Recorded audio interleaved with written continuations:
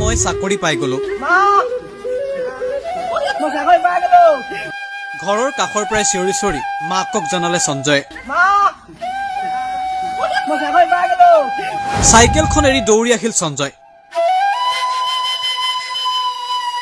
মাক দেউতাকক সেৱা কৰি আবেগিক হৈ পৰিল পৰিয়ালটো। মুঠতে বুজাব নোৱাৰা পৰিৱেশ। এওঁ চাবুৱাৰ সঞ্জয় গগৈ। ঘৰ বুলিবলৈ সঞ্জয়ৰ একোৱেই নাছিল। পিতৃয়ে আনৰ ঘৰত কাম কৰি পৰিয়াল পোহপাল দিছিল।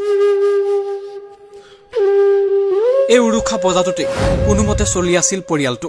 কেতিয়াবা এসাঁজ খায় আৰু কেতিয়াবা চিন্তাত পৰে। অৱশেষত ঘৰখনলৈ হাঁহি বিৰিঙাই আনিলে সঞ্জয় গগৈয়ে। সদ্য ঘোষিত নিযুক্তিৰ ফলাফলত বন বিভাগত চাকৰি পালে সঞ্জয় গগৈয়ে।